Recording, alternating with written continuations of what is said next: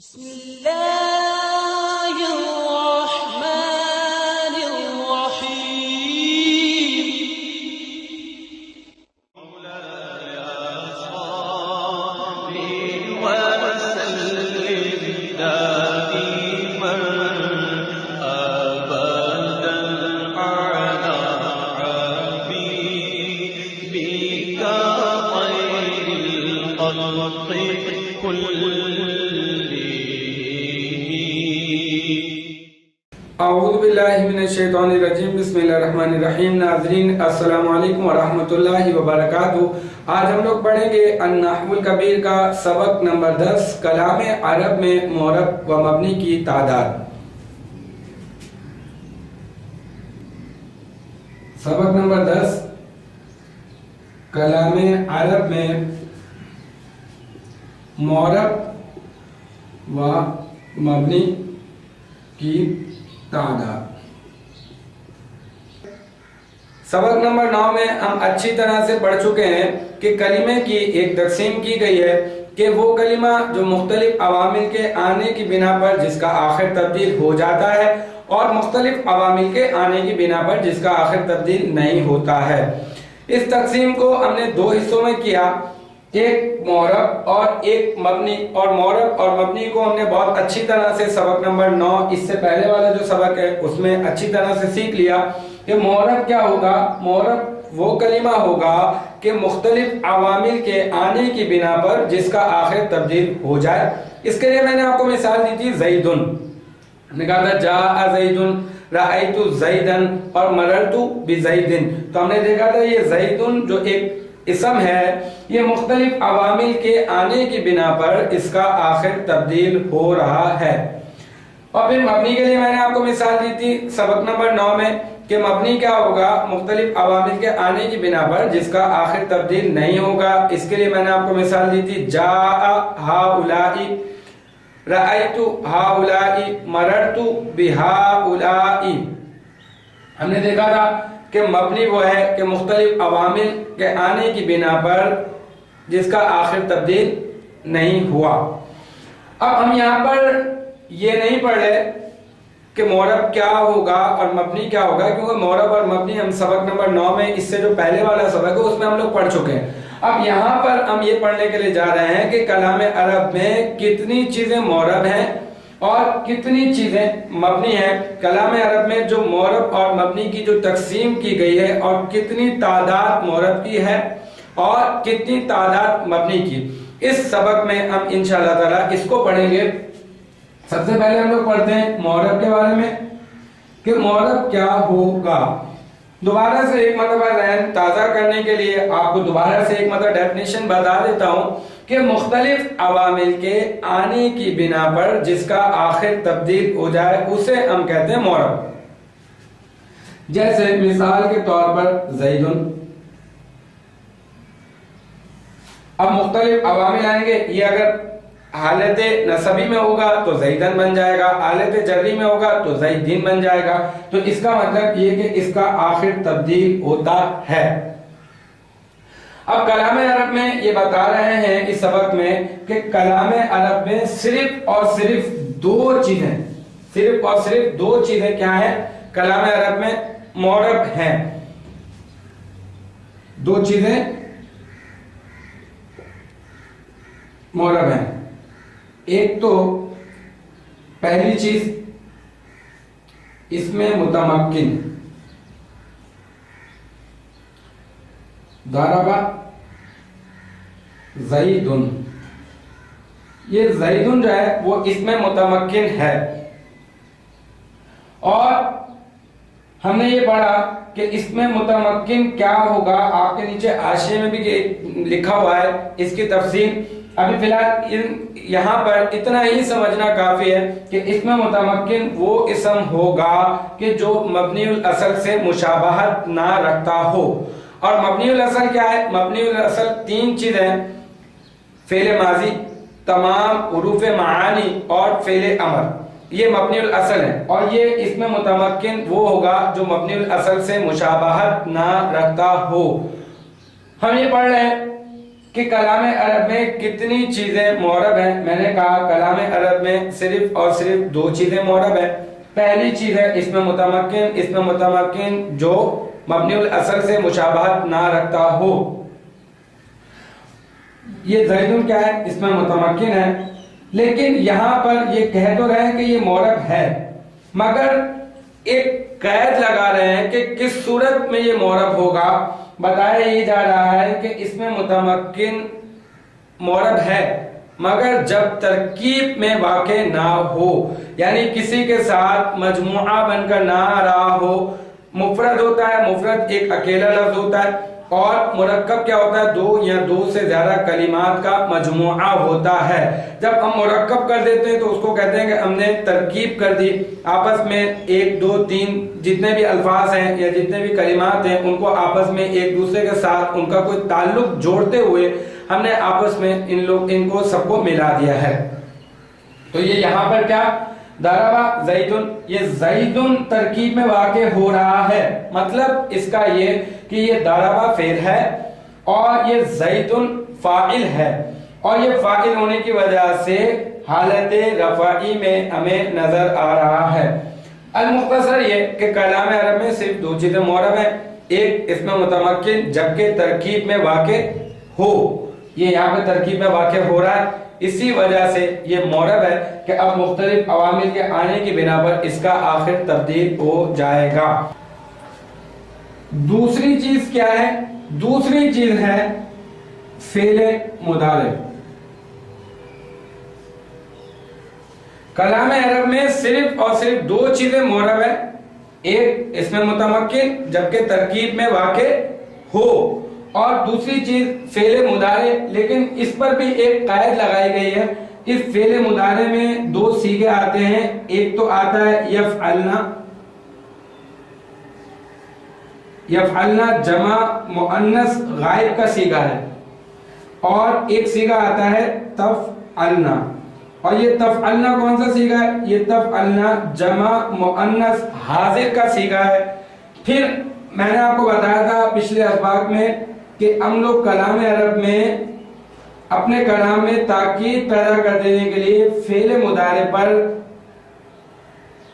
یہ نون ثقیلہ، یہ نون خفیفہ یا پھر نون ثقیلہ کا اضافہ کر دیتے ہیں.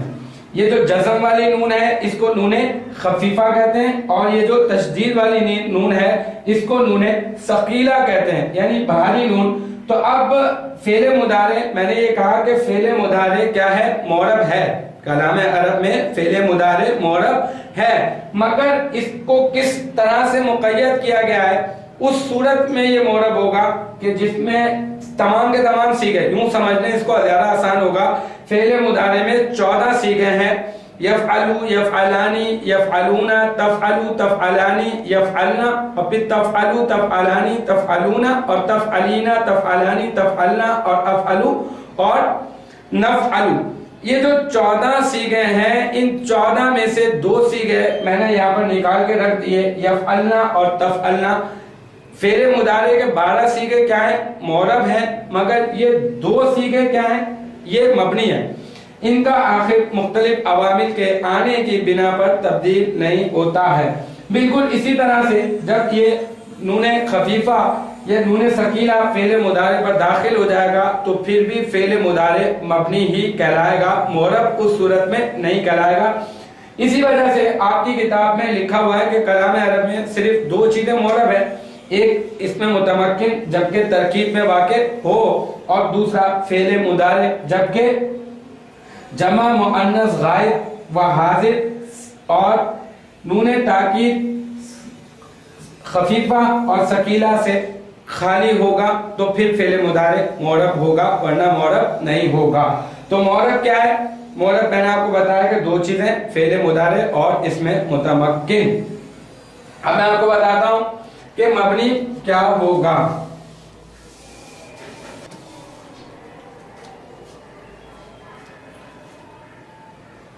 معرب کو ہم نے سمجھ لیا. کلام عرب میں صرف 2 چیزیں معرب ہیں، فعل مضارع اور اسم متمکن. اب کلام عرب میں مبنی کتنی چیزیں؟ یہ بتا رہے ہیں کہ کلام عرب میں 6 چیزیں ٹوٹل، کل 6 چیزیں کیا ہیں؟ وہ ہیں مبنی. 6 چیزیں کیا ہیں؟ وہ مبنی ہیں، مگر 3 مبنی الاصل ہیں. یعنی یہ اپنی وضع کے اعتبار سے ہی مبنی ہیں. 3 مبنی الاصل کون کون سی ہیں؟ ایک فعل ماضی، نمبر 2 فعل امر، اور نمبر 3 تمام حروف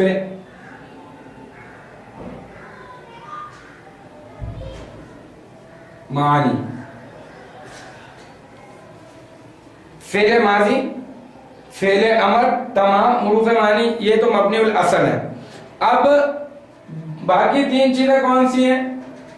میں نے کہا تھا، ہم نے معرب میں پڑھا تھا اس میں متمکن، جیسے زیدن، جیسے عمرن، جیسے بکرن وغیرہ.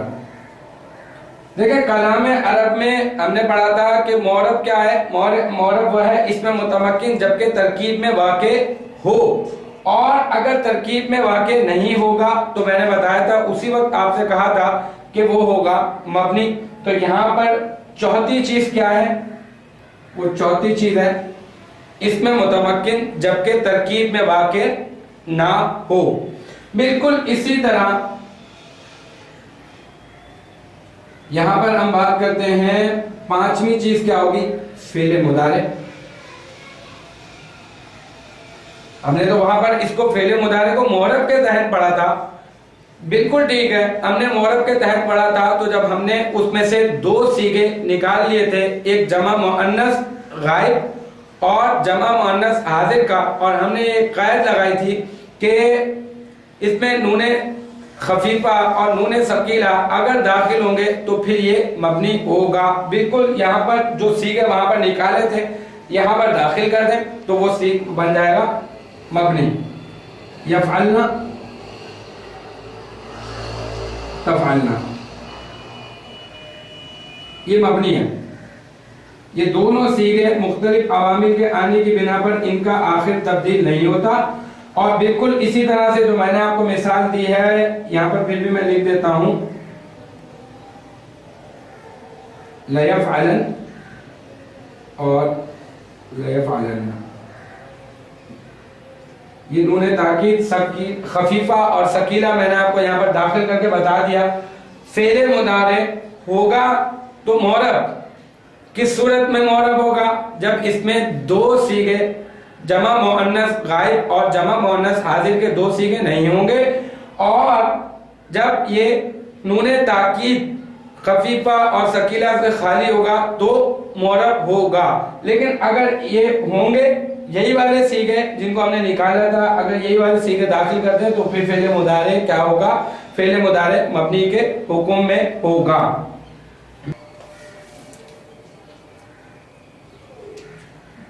چھٹی اور آخری چیز اس میں غیر متمکن. ہم نے اس میں متمکن کے بارے میں پڑھا تھا کہ وہ اسم جو مبنی الاصل سے مشابہت نہ رکھتا ہو، اور اس میں غیر متمکن وہ اسم ہے جو مبنی الاصل سے مشابہت رکھتا ہوگا. اس میں غیر متمکن کی 8 اقسام ہیں. صرف اور صرف یہاں پر ہم نام پڑھیں گے اور اس کی ایک آدھ میں آپ کو مثال دے دوں گا، پھر انشاءاللہ تعالی اس کا تفصیلی بیان آپ لوگوں کو آگے آپ ملاحظہ فرمائیں گے. دیکھیں سب سے پہلے ہے ضمائر، دوسرے نمبر پر ہے اسماء اشارہ، تیسرے نمبر پر ہے اسماء موصولہ، اور چوتھے نمبر پر ہے اسماء ظروف، پانچویں نمبر پر ہے اسماء اسواق، اور چھٹے نمبر پر ہے یہ 5ویں نمبر پر اسماء افعال، اور پھر اسماء اسواق، اور پھر 7ویں نمبر پر ہے اسماء کنایا، اور 8ویں نمبر پر ہے مرکب بنائی۔ یہ بورڈ پر میں نے آپ کو لکھ دی۔ مبنی کی ہم نے پڑھا 6 اقسام ہیں، اور 3 پہلی مبنی الاصل ہے، اور پھر اس کے بعد میں نے کہا فعل مضارع، اور پھر اس کے بعد میں نے بولا اس میں متمکن جبکہ ترکیب میں واقع نہ ہو، اور پھر اس کے بعد اس میں غیر متمکن، اور اس میں غیر متمکن کی کتنی اقسام ہیں؟ اس میں غیر متمکن کی 8 اقسام ہیں۔ پہلی قسم ضمائر جیسے انا، انتا، ہوا، اسماء اشارات جیسے ھذا، ذالک، اولئک، اسماء موصولہ جیسے من، ما، الذی، اللذانی، اللذین، اور اسماء ظروف اذ، اذا، متا، یوں بھی لے سکتے ہیں، اسماء افعال ہیہاتا، رویدا، اسماء اسواق غاقن، غاقن، یا پھر اسماء کنایا کم، کذا، اور مرکب بنائی جیسے باقلا، بکو۔ ہم نے مرکبات کے بیان میں بھی اس کو پڑھا تھا۔ تو الحمدللہ ہمارا آج کا جو سبق نمبر 10 ہے وہ اپنے اختتام کو پہنچا۔ ہم نے سبق نمبر 10 میں یہ پڑھا کہ کلام عرب میں معرب کی کتنی تعداد ہوتی ہے اور مبنی کی کیا تعداد ہوتی ہے۔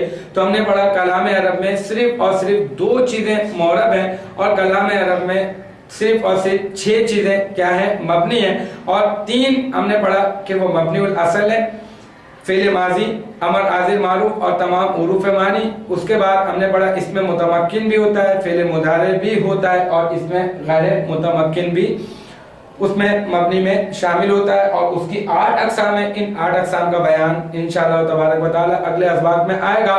الحمدللہ ہمارا آج کا سبق اپنے اختتام کو پہنچا۔ انشاءاللہ تعالی نیکسٹ ٹائم نیکسٹ سبق کے ساتھ ملاقات ہوگی۔ آپ اپنا بہت خیال رکھیے گا۔ وآخر دعوانا ان الحمدللہ رب العالمین۔